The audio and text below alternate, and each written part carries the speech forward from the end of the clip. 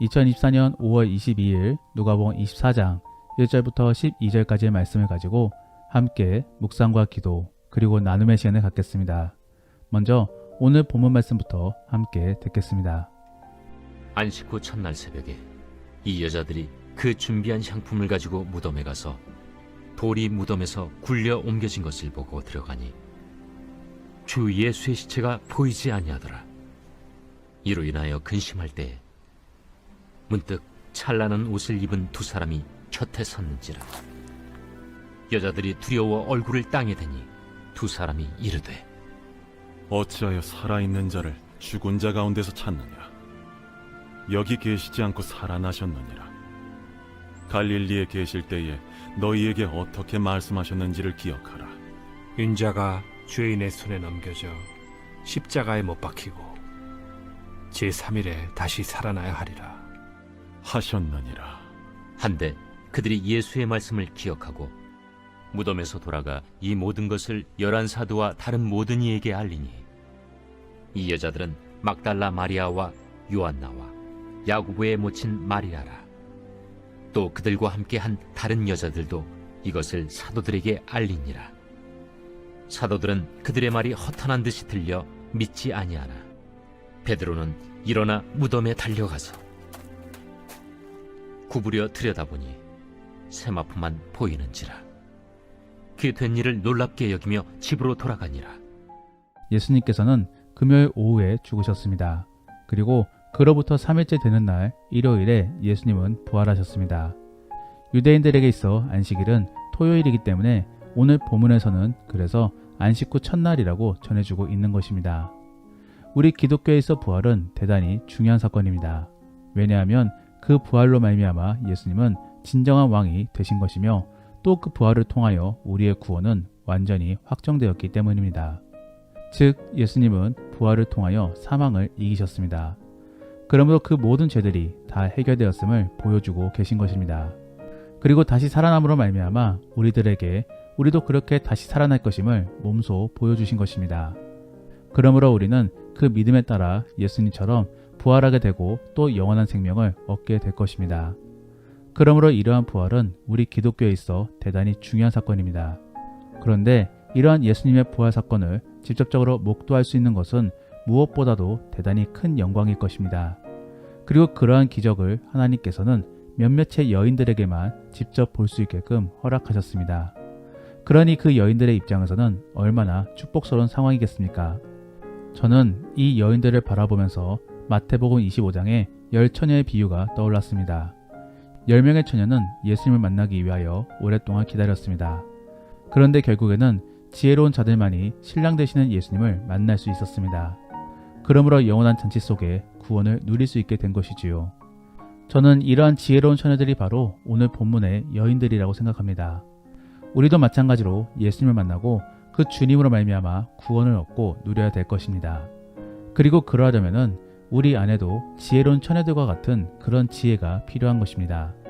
그러므로 저는 오늘 본문 말씀을 바라보며 우리도 그러한 기적을 얻고 누리기 위해 먼저는 어떠한 준비가 필요한지를 함께 생각해 볼 수 있기를 원합니다.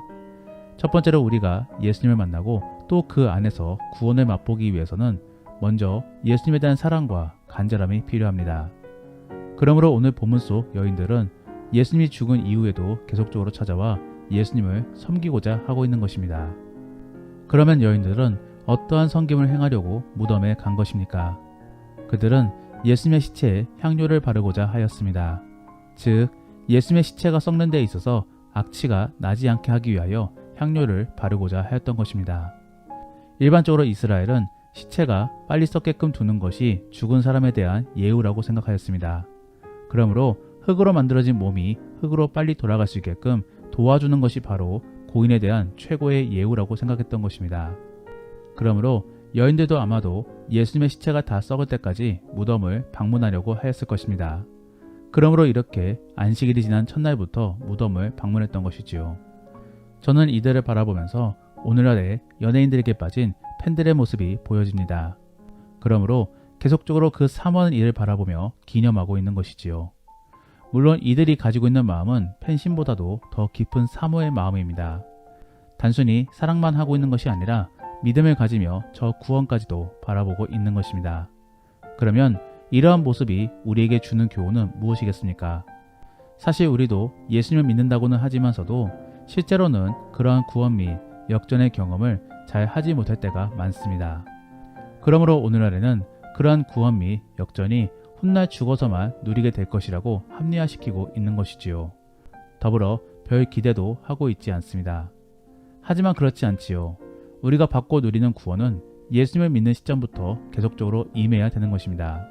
물론 성장을 위한 시험은 있겠지만서도 계속적으로 역전 및 평안을 누림으로 저 천국을 소망해야 되는 것입니다.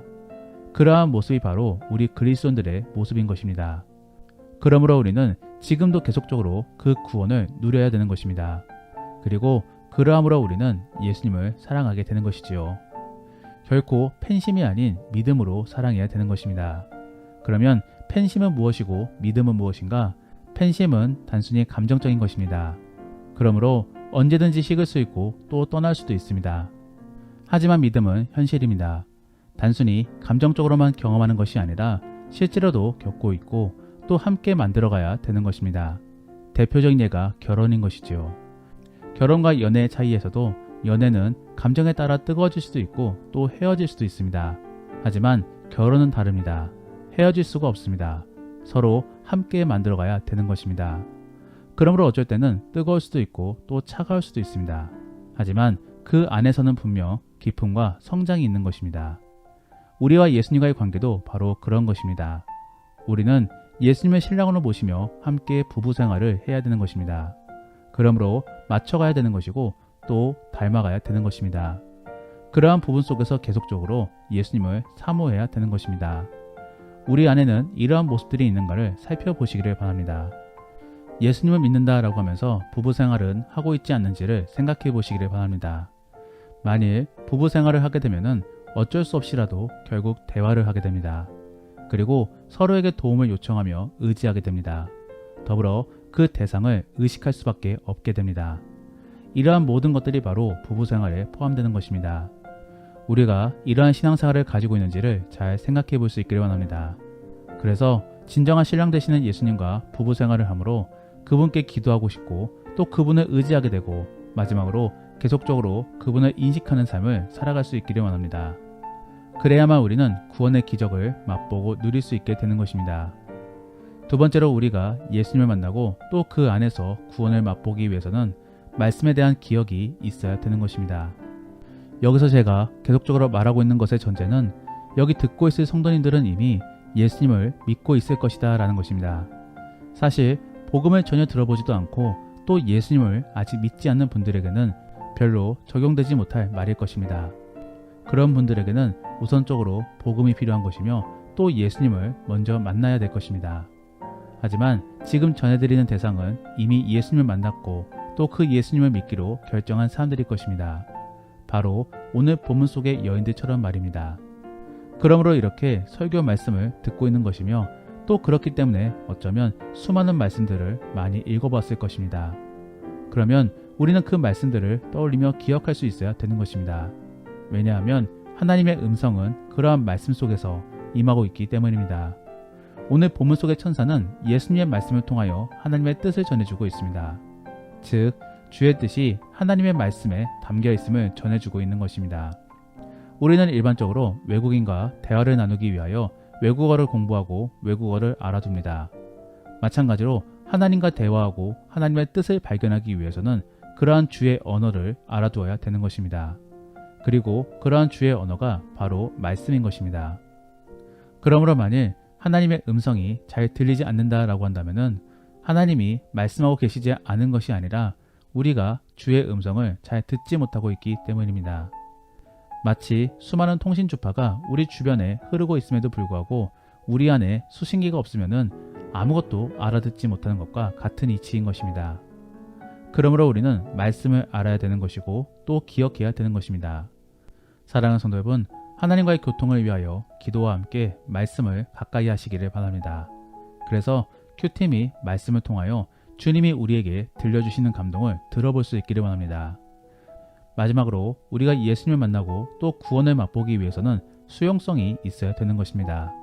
즉, 즉각적으로 반응할 수 있어야 되는 것입니다. 저는 오늘 본문 속에 하나님께서는 왜 하필 여인들을 주연으로 삼아 예수님의 부활을 목도하게 만드셨는가를 생각해 보게 되었습니다.